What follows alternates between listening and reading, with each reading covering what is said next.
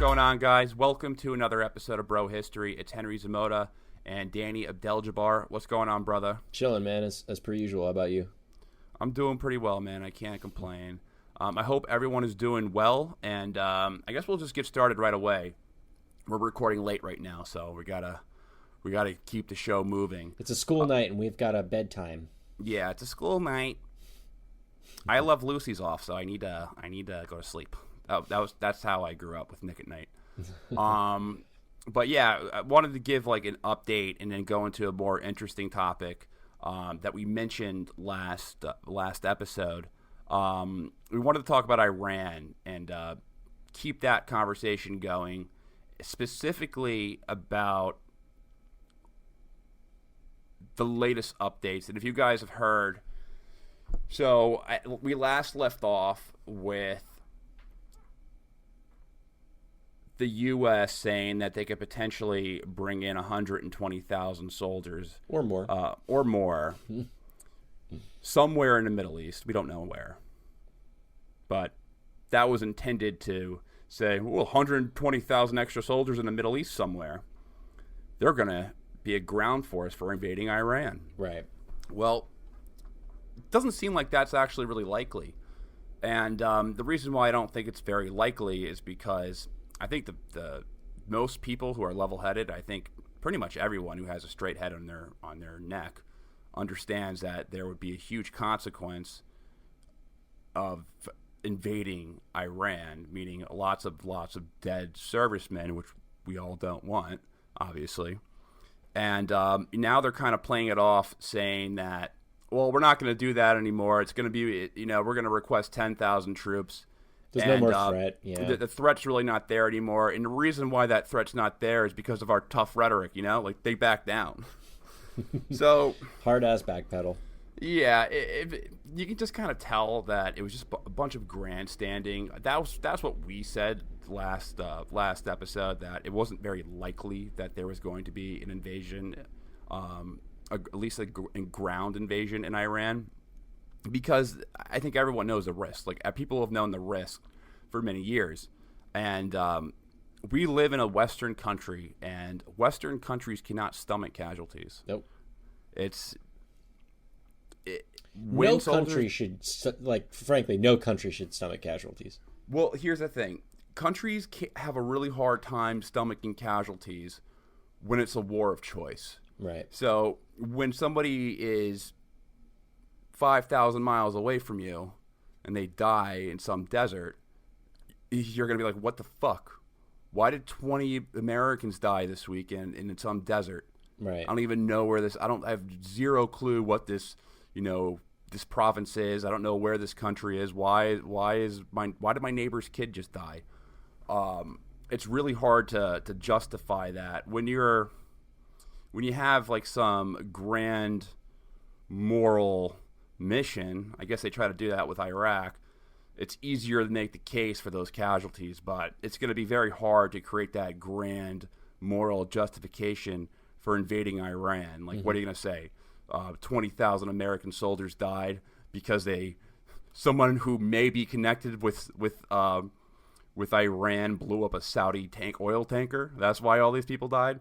So it's like really, it'd be very, very difficult to create that moral justification for a land invasion.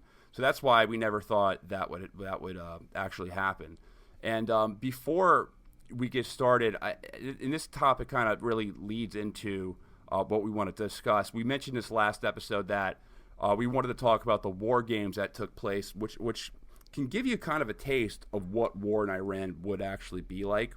And the war game was called the Millennium Challenge 2002, not the Millennium Falcon. The MC02. I think Millennium, first thing I think of in my head is the Millennium Falcon as well. I need to make a correction as well. So last time we spoke, when I referenced this war game, I said it took place 2 years ago. That's not true. I was actually 15 years off the mark. It took place in 2002, hence Millennium Challenge 2002. Right. So, I just want to make that correction before we get started. But it's a good segue. I guess into, I guess, a number of different things that we want to touch on, like potential war, just like how military simulations take place, think different, like just thinking processes. Why don't you take it and kind of explain what is the Millennium Challenge? Yeah, so the Millennium Challenge 2002 was originally plotted up and run by the currently defunct U.S. Joint Forces Command, or JFCOM, JIFCOM. And basically what it did was, well, first of all, it was the most expensive and ambitious like military simulation in American history. This thing was massive. It involved thousands of people, tens of thousands of people. Cost, again, $250 million. But basically, the to sum it up, it was the U.S. military against a like nameless adversary in the Middle East somewhere. Though it was pretty widely understood that we were talking about Iran, right? Basically, they did a military exercise, a war game, if you will. Pitted the two sides against each other, red team versus blue, where red team was the nameless adversary and blue team was us, and see what would happen. And I guess the intention was to test out new military strategies and new military technologies, and kind of to prove out kind of these forward-thinking strategies for the military. Do you have any color for that, Henry? Anything I might have missed? Yeah, so the U.S. Joint Forces Command, basically, it was focused on military transformation. And what that means is they did things like joint training and experimentation and how to better integrate like military warfighting capabilities. So they handled like I don't want to say think tank type stuff, but they handled just different training exercises, which included large scale war games like the one that took place in 2002. Another thing I'll add is that what the scenario was, it sounds like a Call of Duty game. Yeah, totally is. I mean, it basically is a big Call of Duty game that a bunch of generals are playing with each other. Right. Like the exact scenario of what they set up was that a rogue military commander had broken away from his government somewhere in the Persian Gulf, and he was threatening to engulf the entire region of war. And he had a pretty big power base, and he came from a very strong religious and ethnic sect, and he was harboring and sponsoring 4 different terrorist organizations, and he was highly anti-American. So they were setting up that adversary. Right. So that's the plot of the video game. Yeah, right? That's the plot of the video game, and the way they do it in these war games, or at least the way that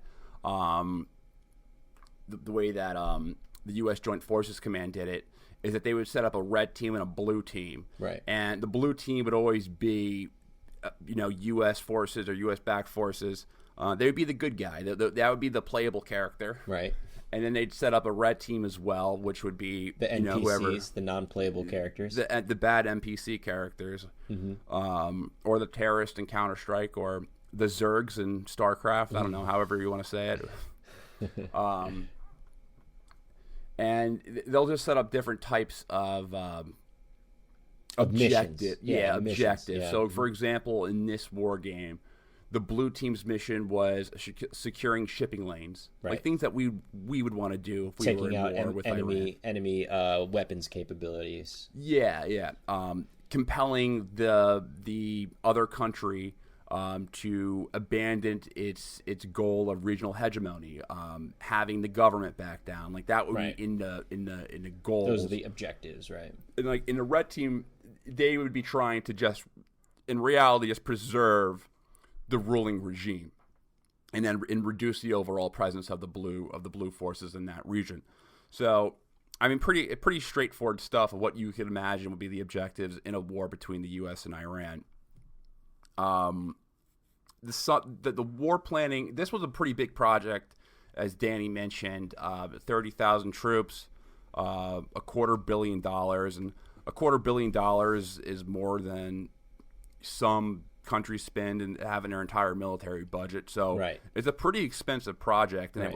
they started planning it back in 2000. So yeah, is there anything I missed right there? No, I don't think so. I think we should right. probably set up like, all right, cool. We got this whole game. We have the scenario. We know what the missions and the objectives are. Like, who is playing the game, right? And I think I can take over from here. So the players of it. So it's important to mention that there was also a white cell, right? It says red team and blue team, but the white cell is basically like, the dungeon master, right? Every time I think of these war games, I think of like, a bunch of generals sit down at a table and like they're playing Dungeons and Dragons. He's like, "Oh, I moved my tank 50 yards. All right, roll the 20-sided die." That's essentially what's happening here. Lightning bolt. Lightning bolt. So the white cell commander was JIFCOM or JFCOM commander Buck Kernan, who has a pretty dope name. Buck Kernan. He was pulling the strings. He's the dungeon master. He's the guy that's going to be responsible for setting up the scenario, and also like his task was to make sure that we were playing by free play rules, right? And that nobody was bending the rules or doing bullshit like, I don't know, I summoned the god of lightning to to like strike down my enemies or some weird shit. So that was him. On the red team, we had retired Marine Corps 3-star General Paul Van Riper, who's a total badass in this. He was retired, I think, for like 2 to 5 years or something like that from the military, and then they brought him on. Well, hold up. There's There's a lot of sirens. Sorry to cut you off. That's fine. I'm going to restart on retired Marine General. Everyone watching this right now, there's only like 4 of you. Fucking sirens. When the sirens are not an issue, the content is going to get a lot better. Because it's like peace of mind. All right. Always. All right. I think I'm in the clear. So then on the red team, we've got retired Marine Corps 3-star General Paul Van Riper, and he's an absolute badass. He had been retired for like 2 to 5 years or something like that from the military, and then they brought him on because of his previous engagements in previous war games. We can talk a little bit more about that later. And then finally, on the blue team, commanding the good guys is Army Lieutenant General B.B. Bell for the blue team. And those were the players. Those were the players. Do you want to play a game? Do you want to play a game? I have a stick of dynamite attached to your testicles. Now answer this riddle and this complex math problem. And think about all the times that you masturbated.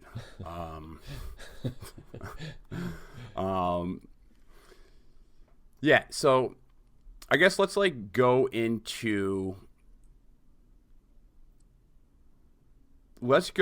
kind of like what the blue team was doing, because that's really interesting. Yeah, like how it was conducted, I think, is also important too. How it was conducted and what they were hoping to accomplish with that. I think going in, the blue team had very specific goals. The U.S. had very specific goals in mind, and I think they were going through some confirmation bias as well. They were trying to prove. They were coming to a realization, the Pentagon at least was, that the old days of tank battles and trench warfare yeah. and rushing the battlefield with Sherman tanks, or like these long drawn out like drudge wars, like that was over. Yeah, they were coming to that realization that wasn't really going to happen. Mainly because there was not a single military on the face of the earth that could go toe-to-toe with the U.S. war machine. It would just be impossible. So they came to that realization that a war in the future was going to be most likely something like an insurgency. It would be the war would be a war on like the societal habits of a country to change them almost. Like it would be a lot more complex than just, winning a battle or two. So they made these different assessment these different matrix. I forget what it was called. I think it was like a net matrix. Do you have that exact what they call their like little Excel spreadsheet that they use to calculate things? I'm looking for it, but keep going. So basically, they were doing a lot of probability stuff. So they were trying to predict. They had like a decision making map. You know, if the enemy does this, then we'll do that. If the enemy does this, it will do that, and it will evaluate things on like different levels, not just military wise. It evaluated things on a social level, on an economic level, as on a political level, and of course the military level as well. But it combined all those different methods together to come up with like the perfect solution. So it was like highly computerized. They wanted to see if this type of prediction algorithm would be able to lift the fog of war. So a big reason why they brought in Paul Van Riper is because they kind of saw him as he's a very aggressive general, as you said, and they saw him as a guy who would be pretty devious, who fought in Vietnam. So he was aware of fighting not on your home field. So that's what they were trying to set up. Now let's go into like the actual, like what actually happened with this. Yeah, I think that's and I definitely want to touch on one point just to add a little color there. So the war exercise was mostly computer simulation, right? So a general would tell the white cell, the middle team, we're doing X. And then they would crunch the numbers and they would get an output out of it. But a big portion of this was this giant live fire exercise where they actually moved human beings around areas to do these maneuvers to, like I said, like you said before, prove out whether or not these new strategies would be viable, right? And that was only planned for a little bit later in the game. The early stages of this, and Henry, I know you had a really good line on this one. The early stage of the game was just like, get there, control some shipping lanes, and like move quickly. And that's where the whole game got flipped on its head. But it's really important to talk about that live fire exercise because this is what was mandated by Congress, right? They were like, you need to go out and do some real stuff to figure out how effective and how lethal our forces are and gain knowledge so that we can be better at war, right?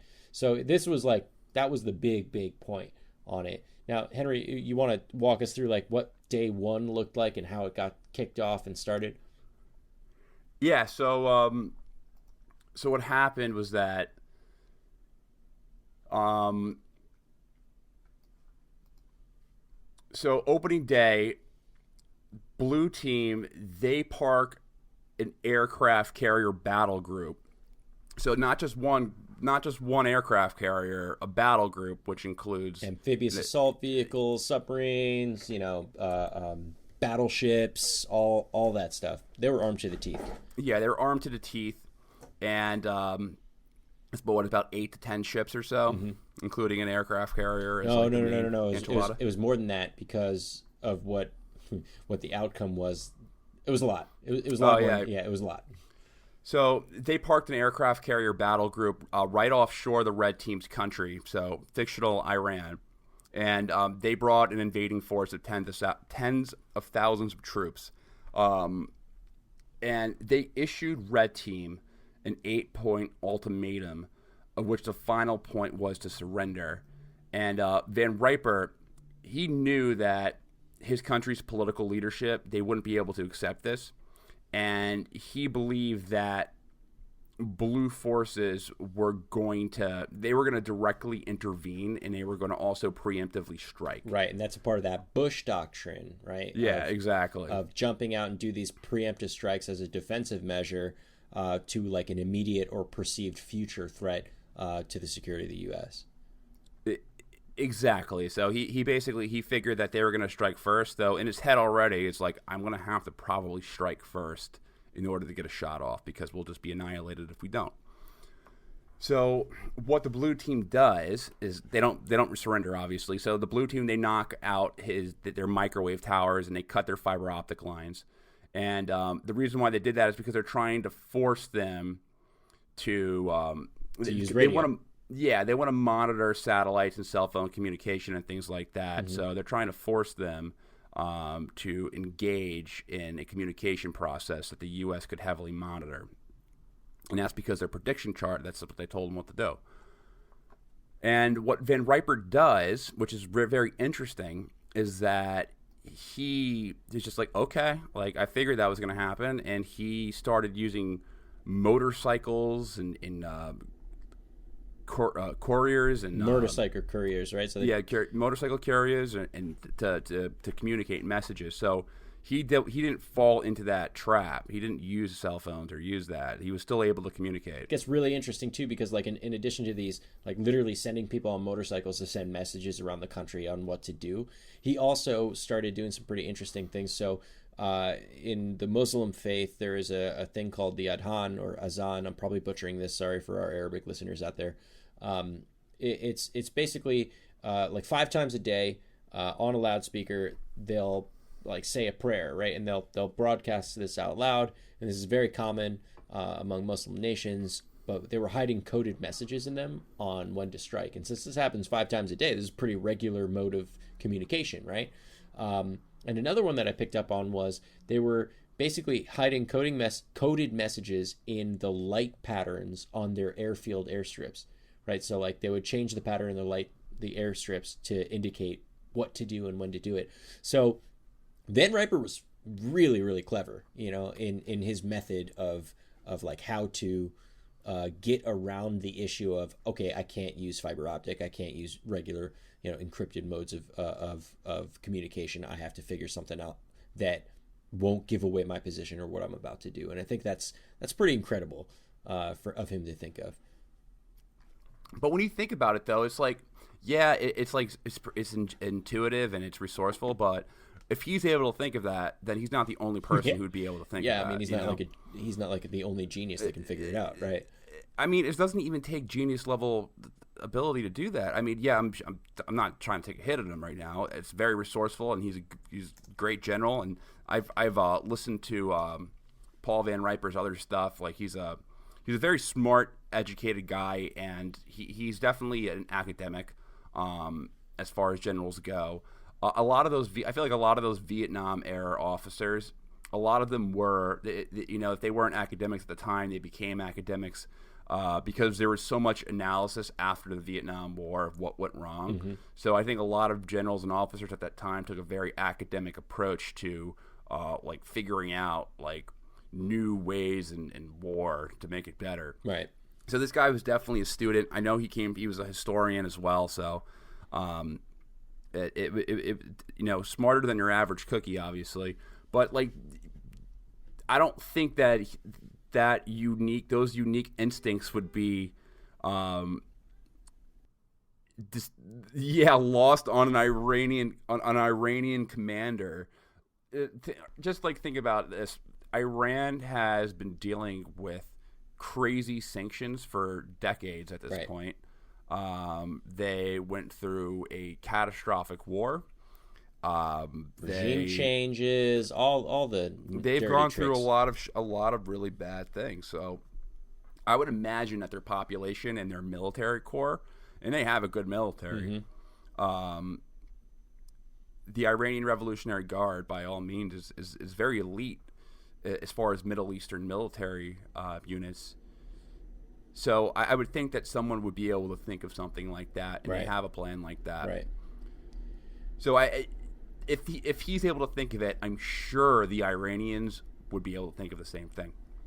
So yeah. On that note, though, so like what happens was, the U.S. goes in, blue team goes in, and they're like, hey, we got this on lock. We cut their communication. We sent out our 8-point ultimatum on them. We've got this in the bag. All we got to do is like, hit them hard and land our troops and then take over the country.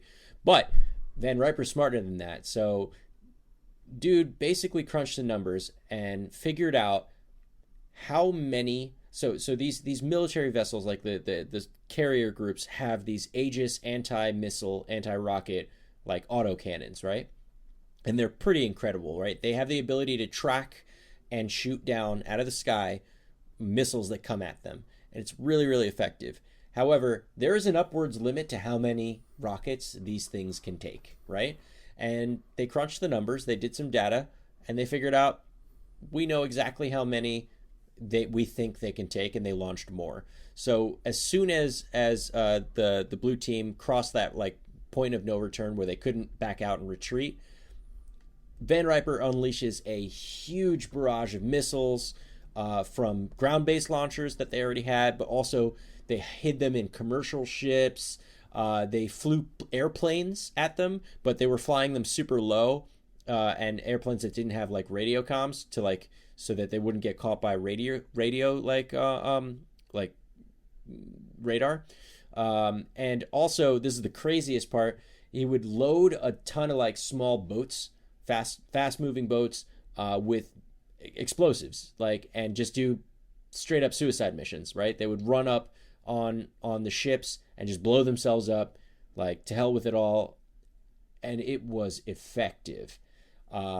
So basically they got overwhelmed, the carrier group, and Van Riper was able to sink 19 U.S. ships, including the carrier, several, like a bunch of cruisers, and some other ships as well. And by Van Riper's own accounts, he said it was over in like 10 minutes. And another thing to point out is that, so remember that this is just like kind of like the political thought. He knew that the U.S. would preemptively strike. Right. So he wanted to hit them or the first. blue team would preemptively strike. Right. So he was like, I need to get the first shot. So when he sent out, like the second day, it let off with he put a small fleet of boats in the Persian Gulf, and they were initially there just to track the ships. However, they just fired without any type of warning. Mm-hmm. Like, they just fired and they just attacked without warning, and it resulted in, 19 U.S. ships were sunk. It was massive. Yeah, including a carrier, cruisers, 5 and amphibious ships. And the whole thing was over in 5 minutes. And when that happened, the response was like, I have to think. Yeah, this is you know how if you play pool, and let's just say you pay $5 to play pool at a bar, right? Because it's always ridiculously expensive to play pool at a bar, right? Or maybe it's just bars that I go to because I live in Manhattan, where they try to like screw you everywhere you go. But if you knock in your 8-ball on your first turn, most likely you're gonna just pretend like the 8-ball, it didn't happen or something like that, or catch the 8-ball, put the 8-ball back on the table, or do something so you can continue playing because you just paid $5 for it. Right. So that was the response of the blue team. Yeah, it was ridiculous. They respond to everything. So they just they were just like, oh, resurrection power. Yeah, they just respawned like it was a video game. But what was crazy though was that Bell. I mean, this is where it starts getting really controversial and weird. If you remember earlier on, I mentioned that the live fire, like, forcible entry part, which was arguably probably the most expensive part of this whole thing, that like mobilized thousands of people to do a live fire exercise. Like, they had to do that part. The fact that Van Riper got this giant early win, like, could not stop the fact that they had to redo it. So maybe you want to give them some credit and be like, hey, we already paid for this, we got to do it, whatever. Like you said, I already put my $5 down on the table, let's put the 8-ball back on the table so that we can keep playing and see what happens, right? That's one thing. But like, Bell basically just asked Kernan, like, hey, can you just respawn my ships real quick, dude? All right, cool. Yeah. So they hit the reset button and they kept going, and they learned about the like Van Riper's playing style from it, right? They were like, okay, this dude's crazy, and he's gonna do some ridiculous shit, so we have to play by a different game. And then what happened was, Kernan ended up at that point started changing the rules, like middle of the game. So he was like, all right, you can't do that anymore. You're acting out of character. And it really kicked off when we were doing the live fire exercises when we've got these V22 Ospreys, right? And these were brand new planes. I don't even think that they were being used at the time, but they were bought and paid for in development, and they were like, all right, we're going to use them. Now, hopefully we can throw up a picture on the screen of what a V22 Osprey is, but it's basically like a helicopter airplane thing, right? And you got the wings, and the wings go up like this, and they got two giant propellers on them, and then it'll vertically take off. They're troop carriers, right? And then they put them forward to fly forward. It's a badass plane, but Van Riper knew that they were going to use them. And these things have giant like radar cross section, because they're not stealth vehicles at all, right? They're enormous. They're awesome vehicles, but they you can find them even with like really rudimentary and crude radar systems. So Kernan was like, guess what? You can't use radar. You can't do that. And then he said, you also can't fire on the V-22s while they're doing the live drop, right? When they drop the troops off, which is absolutely ridiculous. Like, if we have these giant flying targets that are easily identified on radar, even if you can't use them on radar, like you can see them, right? So if we had ground troops, we can probably fire on them. They couldn't fire on them. And then Van Riper was like, all right, well, if I can't use radar to shoot them from far and I can't shoot them at all, can I use chemical weapons on the ground when the people hit the ground? And they denied him that too, because he had access to those chemical weapons. Those were in his arsenal, but they were like, nah, you can't do that. So at this point, this is a botched experiment. This isn't a real game. Like, we're playing with cheat codes now. Blue team's playing with cheat codes. Yeah, and it's just ridiculous that you do that, because obviously you want to. So the most productive part of that entire operation to me is the first 5 minutes of it on the first 5 minutes of day 2, right? When red team blows up an entire battle group, 19 ships, and kills 20,000 servicemen. That was the casualty rate on those 20,000 ships. Right. It was insane. That's the most productive part of that entire operation, because now you have the knowledge of dealing with an unpredictable enemy. And what makes it even better is that you know that your matrix chart, your algorithm that you're using to predict everything that's going to happen in the future, that it doesn't really hold water. It doesn't, yeah. When you're actually in the battlefield. Like a very famous quote from Mike Tyson. Mike Tyson, I know this one, yeah. It's like, everyone has a plan until you get punched in the mouth. That's right. Like, well, that's what happened to Blue Team. Yeah, exactly. They got punched in the face. So a lot of this information that I'm getting it from, I know Danny and I are both we did our research from different sources. I did most of my research on this topic from Malcolm Gladwell. Mm-hmm. And he wrote this really good book called Blink, and it's all about like decision-making processes and things like that. I would recommend it if you're into psychology and things like that. But he has a whole chapter dedicated to this, and he goes into really good detail. Where he was coming in on this topic was that sometimes short, spontaneous decisions that are based off instinct are better than decisions that are highly calculated. And it's very, very difficult to predict humans. I think that's true. Obviously, there's a time and place for those type of, you want to take calculated risk and you want to have the data to back yourself up. But if you rely on it so much, it's just impossible. It's impossible. Like, how many different chess? Like, if there's two people playing chess, how many different chess moves can they make on their first round? I don't actually know that number. The probability is just so outlandish that they would be playing until the sun blows up or something like that. It's something just like, it's way higher than you would expect. So I think that you need that firsthand experience, and you need just because your algorithm says that this political leader or this rogue commander will do this based off this economic decision, and it's just based off the computer. I just still don't. I just think that's a lousy way to do it. And the insane part about it was like even though they were using these algorithms and things like that to predict stuff, like they were using some pretty heavy-handed assumptions too, right? So some of the assumptions that they were using were like, for example, the V22 Osprey, they weren't even in service. We didn't even have those, right?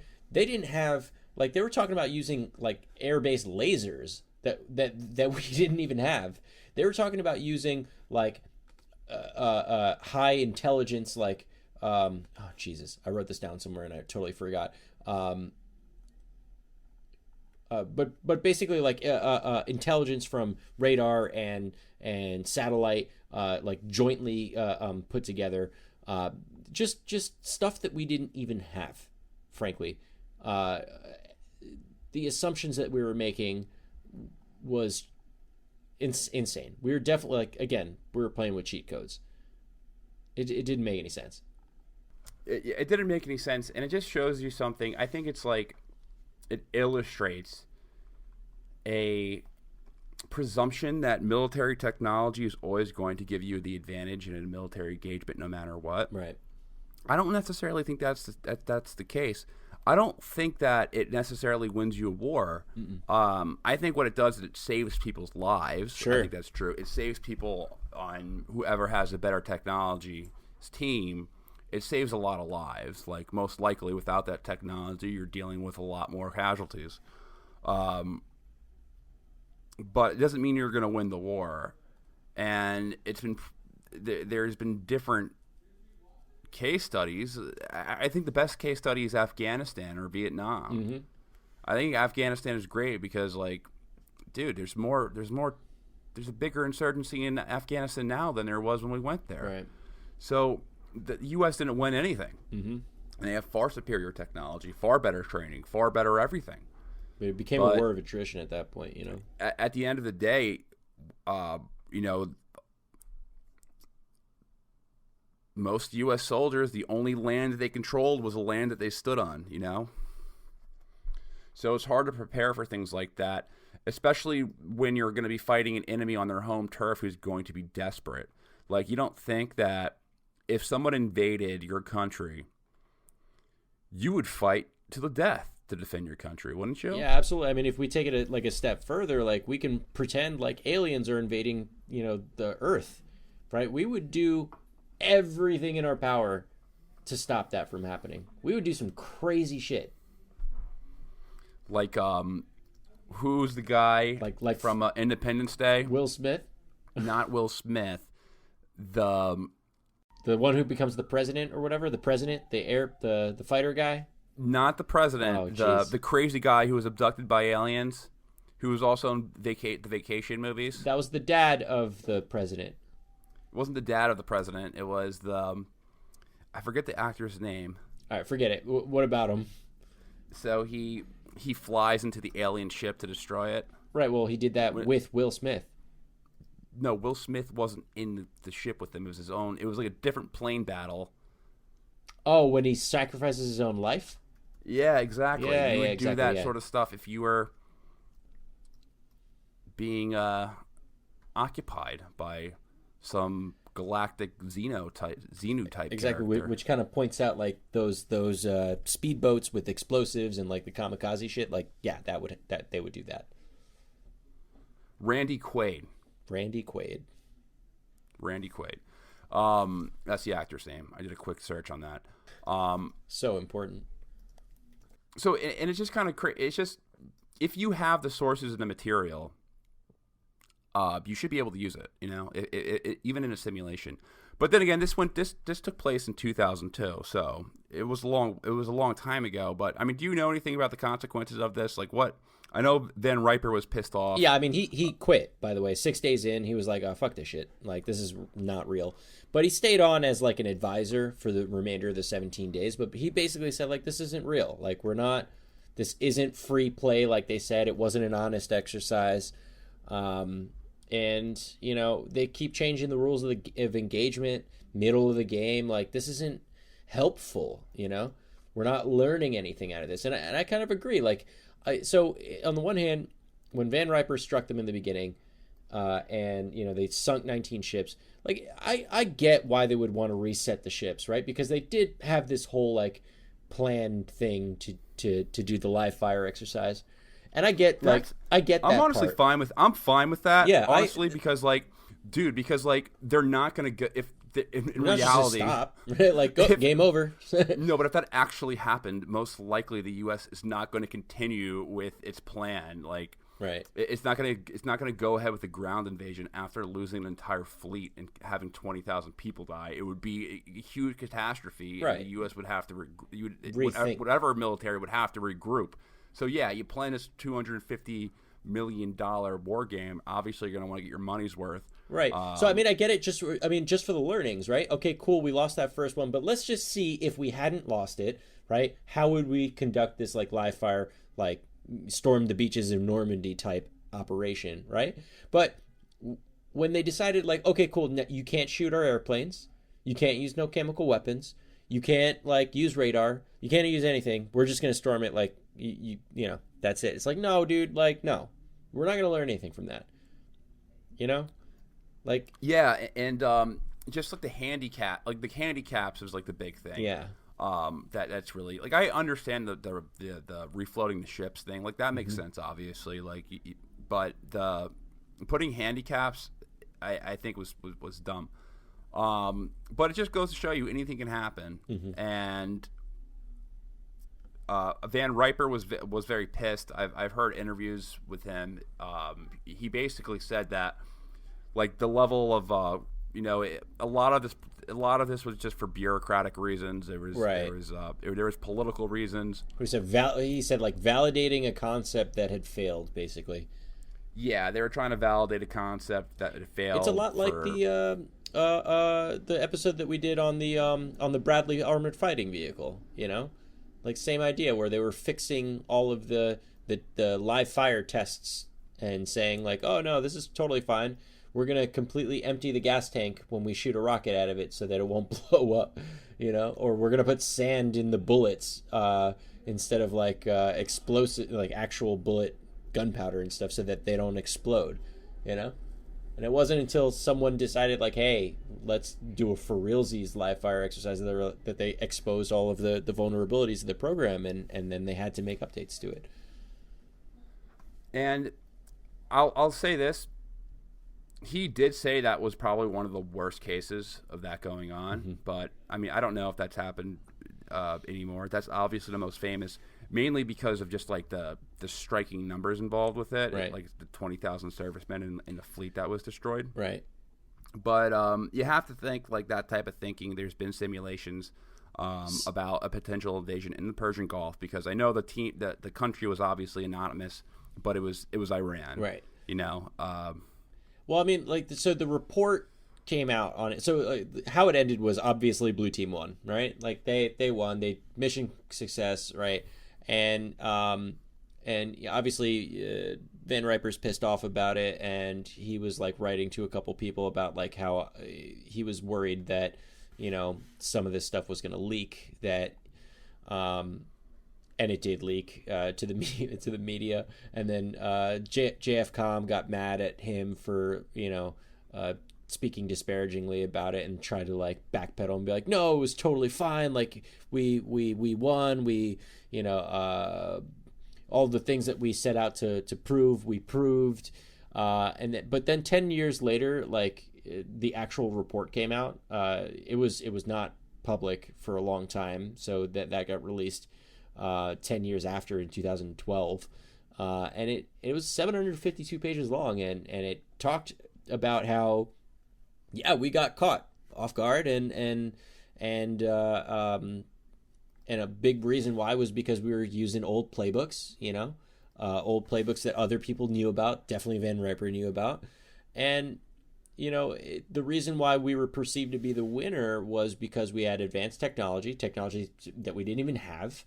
But also because we're just a better military, and so it was a little bit stacked. And they go so far as to say that, in that report, I'm going to read this because I lifted this directly from it. So As the exercise progressed, the Op4 free play was eventually constrained to the point where the end state was scripted. The scripting ensured a blue team operational victory and established conditions in the exercise for transition operations. Right? So they basically admitted, like, all right, yeah, we fudged this one. And I hope that, I mean, and we've been doing military exercises since. I mean, we do them all the time. You know, like we did live fire training not too long ago in near the DMZ to train for the threat of North Korea. I hope that we learned a lot from this and that we conduct more realistic war games and like learn a thing or two, because the stakes are high, right? This is like human beings' lives could be lost if we're messing around doing fake trainings, you know? Yeah, it's just, if that's a standard practice, and I don't think it is, I don't think that's like the standard MO of people who are doing war games, right, like to make unrealistic situations like that. Obviously, they know that their job's on the line, and the line of a lot of soldiers are on the line, right, for doing things like that on a consistent basis. But at the very least, the information is out there. It is a famous story. It's not that much. It's not. People don't talk about it that much. I mean, which is surprising. Obviously, I obviously didn't know that much about it because I totally I got the year wrong in the last podcast. Yeah. But it's an interesting case, and I think it is a fun topic to cover, because there's a lot of different discussion points. There's a lot of different bullet points to dive into, which we let off the podcast with. I think the most pressing one is just like the consequence of getting into a war in the Persian Gulf. That's right. How difficult it doesn't seem. It doesn't seem like it's going to be very easy to do that. And even if that doesn't take place, like I mean, obviously, it seems like Van Riper, played his cards very, very well. Maybe there isn't a Persian military commander who's going to be able to do that, but there's going to be some casualties. There's going to be, even if it's not 20,000, like I highly doubt there will be 20,000 casualties on the first day. In the first 10 minutes, yeah. I don't think the U.S. would ever put themselves in a position to lose 20,000 soldiers. Yeah, definitely not after in that. the first 10 minutes. Yeah. I think that would be just. I couldn't even imagine the U.S. military putting. Right, that's crazier than 9/11 and Pearl Harbor put together. Yeah. Yeah, I wouldn't be able to imagine getting into a situation like that. Or at least the U.S. military getting into a situation like those are like World War I casualty numbers. Yeah. Like when the British and the French and the Germans were losing, they had 20,000 casualties a day. Mm-hmm. That would just be crazy. But yeah, that's why I thought, with this context, I think it's important that I don't think any U.S. president is nuts, is crazy enough. The Pentagon obviously doesn't want to do this. They just really want to. They just want to like talk tough and be like, "Oh, let's get aggressive with Iran. Let's stick our chest out." And they understand that if they would follow through with some type of military intervention, then it would probably be bad. Mm-hmm. And I was talking to you before we started recording this. I have kind of like a weird theory. I don't know if it's weird, but it's kind of a bro history type thing or bro geopolitics type thing. I speculate that a lot of at least this is how I kind of think Trump thinks. It's impossible to really tell how Trump thinks, but I kind of have I feel like I have kind of a grasp of how he thinks. He's the type of guy who's always thinking about deals. I just want to make deals. I really do think Trump's instincts tell him not to get into a military conflict, not to engage in a war, or at least a war of choice, and he would definitely prefer not to do it, because every single time that he's had tough rhetoric somewhere, he's either put his foot in his mouth. He backs out. He puts his foot in his mouth, or there's some type of, I mean, believe it or not, you could say even progress on the other side I don't want to say due to his rhetoric, but what do you mean, like Little Rocket Man, and then they have a yeah, I don't want to say that Little Rocket Man, I don't want to give him the credit saying a little Rocket Man made any headway on there. Yeah, I think that Kim Jong-un in North Korea were looking for. Yeah, they were already the pieces were in play already, and Moon Jae-in from South Korea had been doing a lot of the legwork already. Yeah, I think the main thing is that North Korea was already looking for sanction relief. Mm-hmm. But I feel that Trump, I'll get to my point, that Trump wants to make a scenario or put other countries in a position where if they trade with Iran, then the U.S. will have leverage because they'll be able to penalize them economically if they do business with Iran. So they want to have Iran as a boogeyman because they know that a lot of countries in Asia, I mean, I'm really just pointing out China. China gets about 10% of their oil from Iran, or right, Iran sells about 50% of their oil to China. Mm-hmm. Yeah, I mean, most likely China's going to do it anyway. It's all related to these trade wars, right? You know, and even Iran has said like sanctions or not, we'll find a way to sell our oil. Like it's going to happen. So yeah, they're going to find a way. You just create black markets when you make things illegal. Mm-hmm. So yeah, I think that I think this is kind of related to China in some aspect. That Trump wants some type of leverage on China if they do business with Iran, because he probably figures, or maybe he doesn't figure this. Maybe I'm giving him too much credit. I never know. He doesn't think at all, and he's just like going off the cuff or whatever. You know what? I'm mad today. I saw something on Fox about Iran. Yeah. He sees a special on the Iranian Revolution. And you know what? Let's just sanction him. Okay. Nancy Pelosi says something to the effect of like, he's obstructing justice, and he's like, "Oh no, I got to take the heat off me for a second. We're gonna talk tough about Iran." I support Nancy Pelosi. She's a great leader. Okay. Pocahontas. Can't wait till we find out who's. I know. Until the campaign trail. I know, dude. It's like Game of Thrones is over, and now I can't wait till the next season of Who Wants to Be a President. That's where the real game America's begins. best top Democrat. It's gonna be great. It's gonna be a load of like very, very stupid television. Oh, dude, it's my favorite reality TV show is political debates for the presidency. On both sides, frankly, on both sides, it's so interesting. The Republican debates were so much more entertaining than Democratic. Because they said the most ridiculous shit. Because they had Trump. I mean, even before Trump, you remember Herman Cain during the previous election, and his like 999. I'm gonna make a flat tax rate 999. It's just like my pizza business 999. Like they would say some batshit weird stuff. But Trump just the interactions between Trump and guys like Jeb Bush and Ted Cruz and Marco Rubio was just ridiculous, because all those guys have giant sticks up their asses, and Trump is just, you know what, Marco's short. Like that would be his response. Exactly. Marco's short. Jeb's got low energy. Yeah, look at that, Jeb. When he Lion Ted. The beginning of one of I forget which debate it was, but the first thing he said is like, before I answer your question, I just want to say, why is Rand Paul on the stage? No one's gonna actually vote for him. He has no chance. Just throwing shade. That's all it is.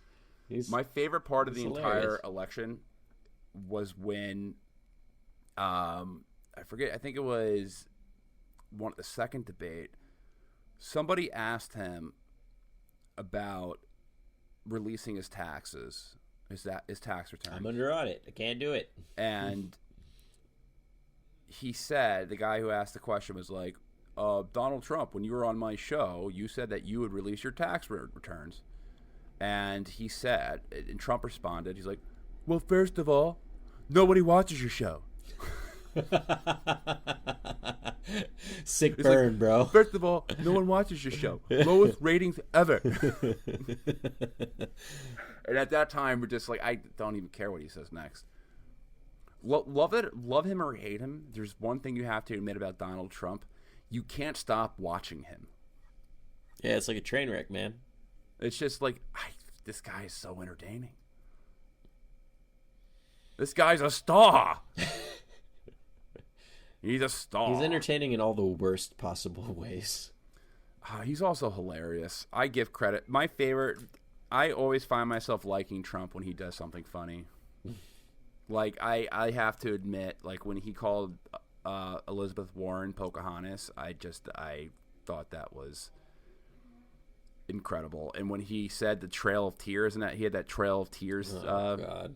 tweet, those are the type of things that I'm like, oh, man, cringeworthy. This is great.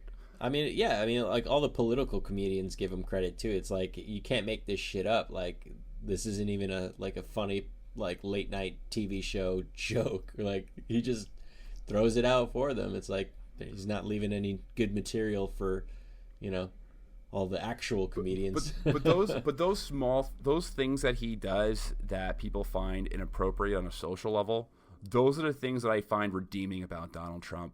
And then it's like the policy I try to focus on, and I try to, like, when I have a criticism on Donald Trump, I usually focus on what I disagree with, what he's doing as president. I try not to focus on, like, the dumb stuff, like the stuff that I find funny. I don't really like to. I think it's like that's what the media focuses on. They focus too much I'm with on you. They stuff. should focus on the policy, and I do focus on the policy too. It's just I don't think that the things that he does is funny, so it's just like compounding to like my hatred of this person. Yeah, I mean that's a fair point. It's like your policy shit, and you're an asshole. I don't like anything about you. I mean that's a fair point if you don't find him funny, but sometimes as long as he does say some shit that's pretty funny, but like, if you have to admit, there's moments when you're just like, oh God, I wish I liked. It's like, and I know people on the left think this too. It's like, I really wish I didn't hate him. That was. I mean, like, so I just started Twitter, right? I just jumped on there. At Danny's on Twitter now. Abdel, Abdel. So follow me. Tweeting that fire. Anyway, but so I'm like looking at who should I follow? Because I want to make commentary on your usual basics, right? So I followed all the people on the left, all the Democratic runners. So like I have like 1,000 new follows. Like I'm following 1,000 people now because that's how big the Democratic field is. Just because I want to see what they're talking about and what they're doing, and then obviously Donald Trump comes up as like a suggestion, and I'm like, do I follow him? Because, like, he's going to say some shit that I'm going to want to say something about. But at the same time, do I want to give him the satisfaction of a real human being follower? See, it's like a... What does he have? 70 million followers? Yeah, but like, I don't think he'll heart will be broken if you don't get his follow. At least like 50 million of them are like Russian bots anyway, so... No, it's 50 million. Everyone is following him. I doubt that it's that many Russian bots. No, I'm joking, obviously. But he did lose a fuck ton of followers because Twitter cracked down on a bunch of Russian bot accounts. So there's that. But anyway, that was the dilemma that I had earlier this week when I was like, do I follow him or not? I wonder if there's like someone who retweets all of Donald Trump's tweets that I can follow instead of following Donald Trump. Every journalist ever does that? Yeah. All right, cool. So I guess I don't have to then.